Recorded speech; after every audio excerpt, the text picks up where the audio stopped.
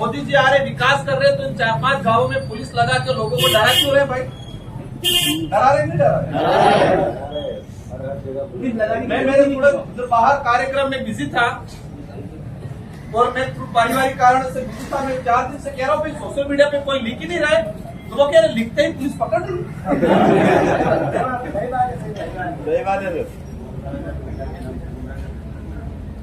क्या कह रहे, पुलिस पकड़ रही है? क्यों पकड़ रही? लोकतंत्र है भाई। मोदी जी अच्छा काम करेंगे कहेंगे आप, हम खुल के कहेंगे आप अच्छा काम कर रहे हो, लेकिन ये काम क्या कर रहे हो आप? ये आदिवासियों का गला घोट रहे हो। एनपीसीएल के अधिकारी प्रेस कॉन्फ्रेंस करेंगे, हमारे बाजार वाले भाई पास खुश हो रहे, उनको लग रहा होगा आदिवासी विस्थापित होकर अपन रह गए। लेकिन एनपीसीएल के अधिकारी प्रेस कॉन्फ्रेंस करे और गवर्नमेंट की जो रिपोर्ट है कि रेडिएशन कितने किलोमीटर के अंदर प्रभावित करेगा, ये गवर्नमेंट रिपोर्ट कह रही है कि 30 से 40 किलोमीटर तक रेडिएशन फैलेगा।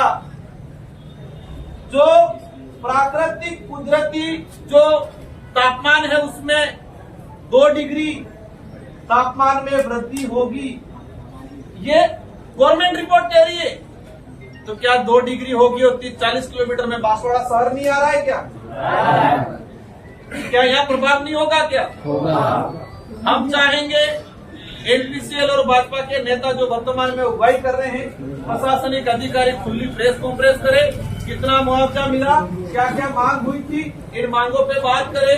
और अभी कह रहे बहुत रोजगार मिलेगा, मान गए हम, एक्सेप्ट। क्या कह रहे? 16,000 हमारे आदिवासी भाइयों को नौकरी देंगे, ये कह रहे एक्सेप्ट, अच्छी बात है। आपने वही कहा था कि एनपीसीएल में सीएसआर फंड आएगा, आपके यहाँ पर डिजिटल स्कूल बनाएंगे। आपने अभी तक 17-18 करोड़ रुपए सीएसआर से खर्चा कर लिया। इसमें पहले ये बताओ कि वहां के लिए कितना किया, और अभी गुमराह कर रहे 16,000 नौकरियां देंगे।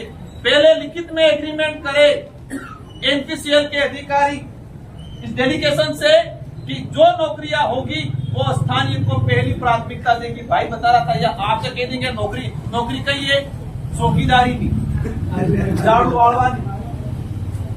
जहां परियोजना जाती है बड़ी, तो परियोजना की जिम्मेदारी रहती है, क्योंकि ये बात आप नहीं कहेंगे यहाँ अपने बड़े इलाका में डिग्री वाला नहीं है।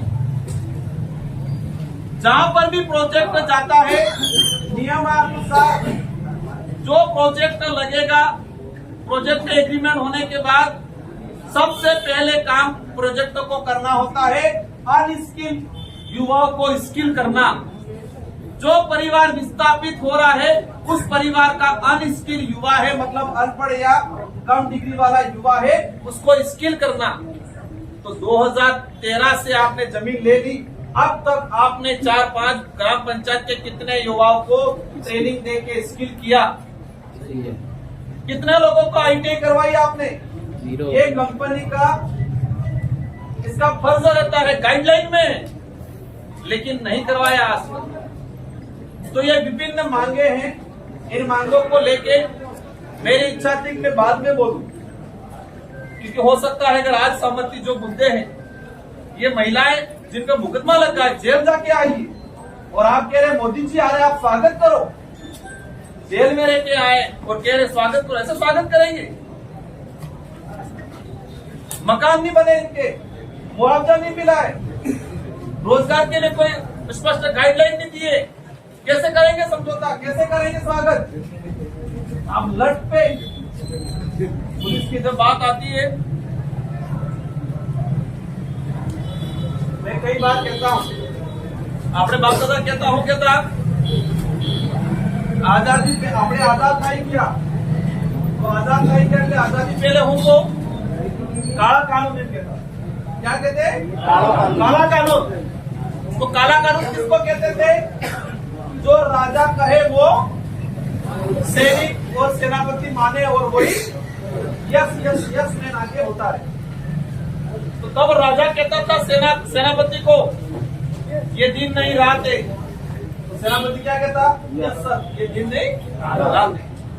फिर सेनापति कहता सेना को, सावधान, ये दिन नहीं रात है, सारी सेना यस सर, ये दिन नहीं पे चल रहा है।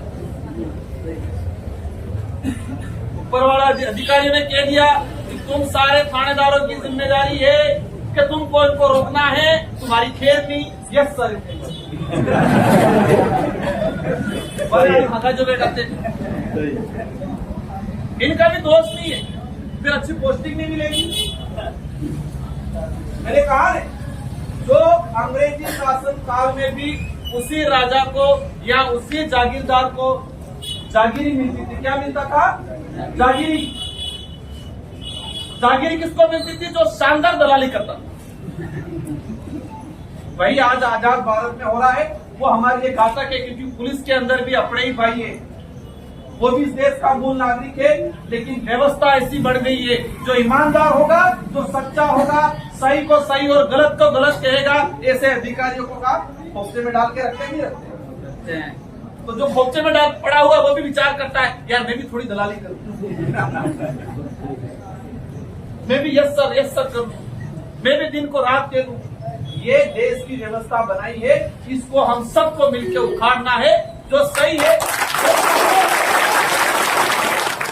एक सामान्य कांस्टेबल है, उसके भी एक सामान्य पटवारी है, उसका भी हक पड़ता है। राजकुमार जी ये सही है, राजकुमार जी ना ये गलत है तो गलत है, होना चाहिए। तो ये देश इन लुटेरों से बचा पाएंगे, तो इस इलाके को लुटेरों से बचा पाएंगे। इसलिए तभी फेरेंगे मैं सुनता हूँ पुलिस वास करे।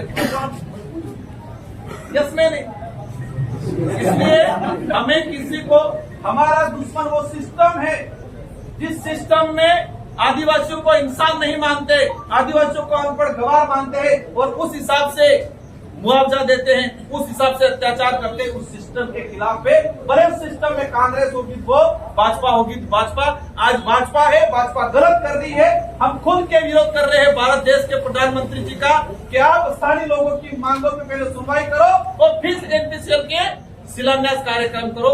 ये हम खुल के कहेंगे और उसके लिए हम किसी भी अंजाम तक, और आप कुछ भी करें, लेकिन जब तक ये परिवार आया है, इनकी बातचीत मांगे हैं, उन पर समझौता नहीं होता है, हम बैठे रहेंगे यही। एग्री है?